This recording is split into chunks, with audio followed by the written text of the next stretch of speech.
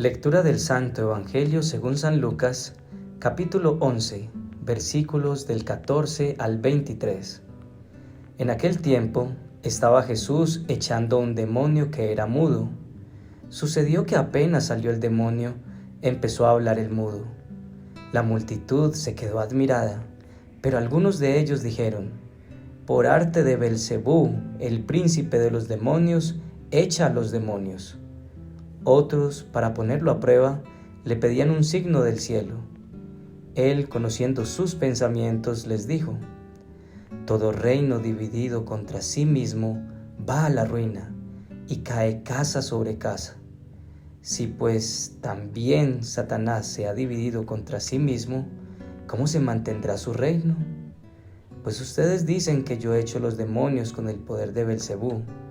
Pero si yo echo los demonios con el poder de Belcebú, sus hijos, ¿por arte de quién los echan? Por eso, ellos mismos serán sus jueces. Pero si yo echo los demonios con el dedo de Dios, entonces es que el reino de Dios ha llegado a ustedes.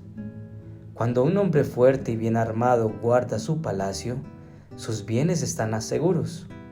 Pero cuando otro más fuerte lo asalta y lo vence, le quita las armas de que se fiaba y reparte su botín.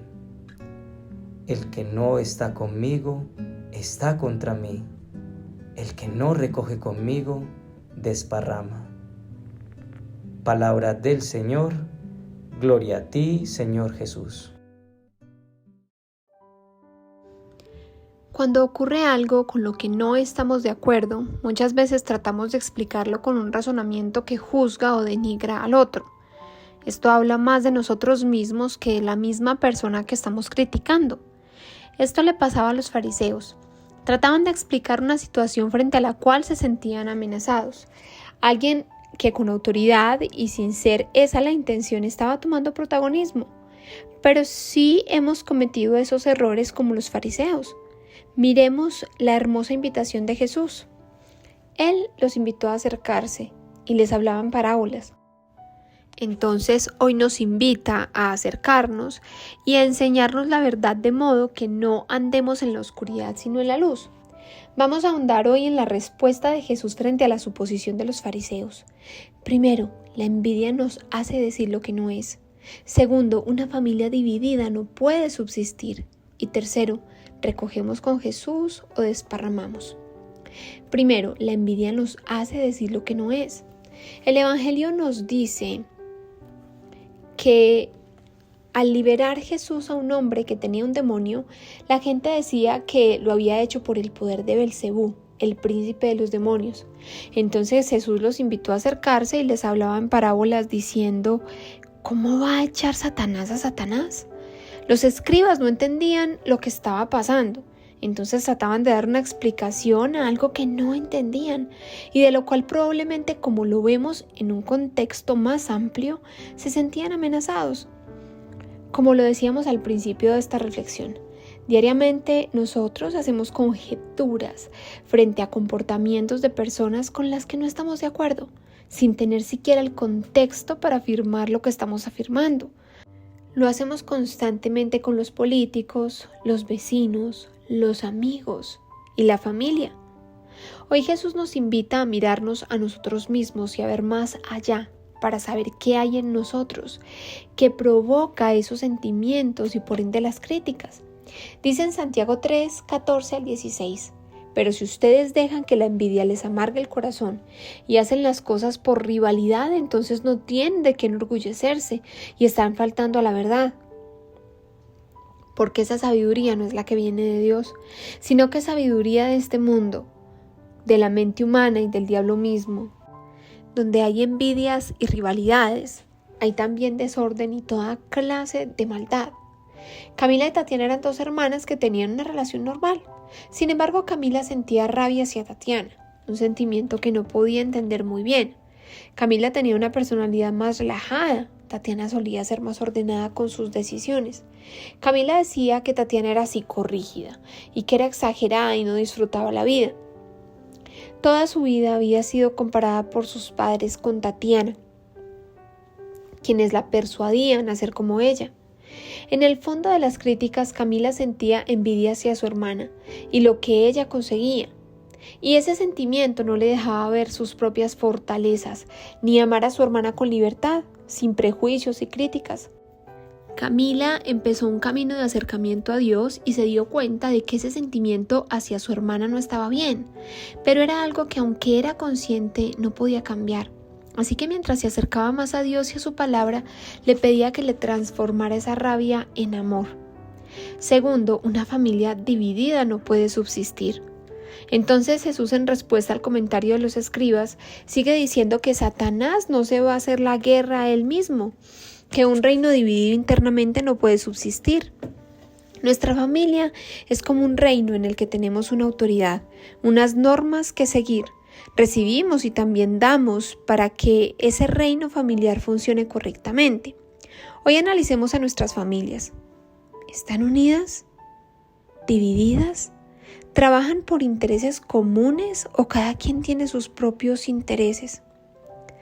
Un padre que busca solo divertirse con sus amigos por encima del bienestar de su familia.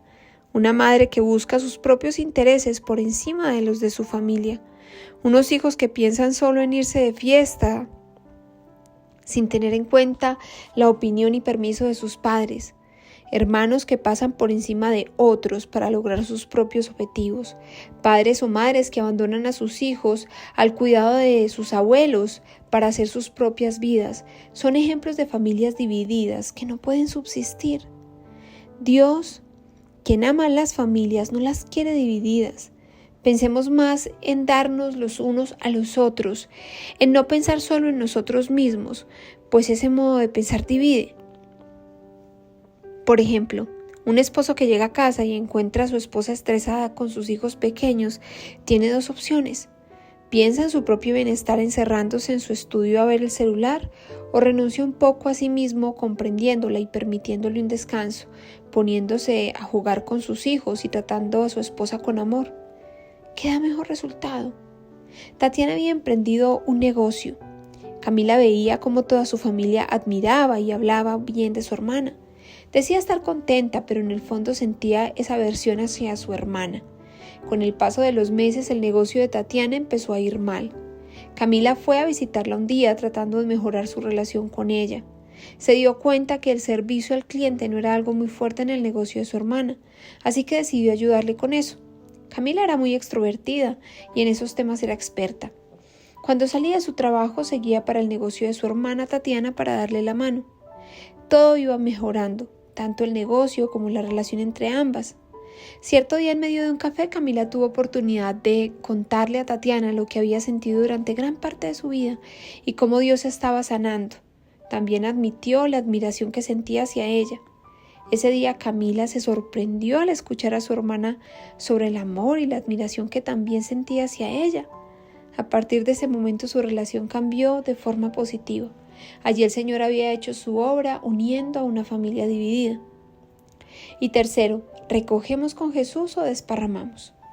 Termina en el Evangelio de hoy diciendo Jesús: el que no está conmigo está contra mí, el que no recoge conmigo desparrama. ¿Qué podemos recoger cuando estamos con Jesús? En Juan 15:5 el mismo Jesús nos dice: yo soy la vid y ustedes son las ramas. El que permanece unido a mí y yo unido a él da mucho fruto, pues sin mí no pueden ustedes hacer nada. Imagina tu vida recogiendo los frutos de permanecer con Jesús. Imagina tus relaciones con más frutos de amor, paz, paciencia, gozo, amabilidad, bondad, fidelidad, humildad, dominio propio. Fuimos hechos por Dios y para Dios. Dios nos ha creado para Él y cuando vivimos sin Él estamos divididos y destinados a la miseria. Lejos de Él no recogemos el fruto que Dios espera que demos. Aunque la relación con su hermana estaba pasando por un buen momento, Camila aún sentía que habían heridas de su infancia que seguían ahí. Camila intentaba por sus propias fuerzas tener una relación genuina y basada en el amor. Sin embargo, aún no era capaz de sentir verdadera felicidad por el éxito de su hermana. Continuaba con el sentimiento de verse amenazada por los logros de Tatiana. Camila decide acudir al sacramento de la confesión y reconocer ese sentimiento. Las palabras del sacerdote y el mover del Espíritu Santo en ella lograron lo que con esfuerzo personal no había podido lograr: ver a su hermana con el verdadero amor y la bondad que solo pudo obtener al buscar y entregarle sus sentimientos a Dios. Esta paz que solo Dios trajo a su vida le transformó por siempre en su relación con su hermana, comprendiendo que aunque son distintas, ambas son valiosas y que solo estando con Dios podían recoger los frutos que transformarían su relación para siempre. Oración. Amado Padre, gracias por tu palabra. Gracias por recordarnos que tú tienes poder de unir lo que el enemigo quiere dividir. Gracias por mostrarnos que muchas veces sentimos nuestra vida segura, pero que la vida nos puede quitar esas seguridades que tenemos en el trabajo, el dinero, la belleza y los bienes materiales. Y que si eso llegara a ocurrir, solo nos quedarías tú.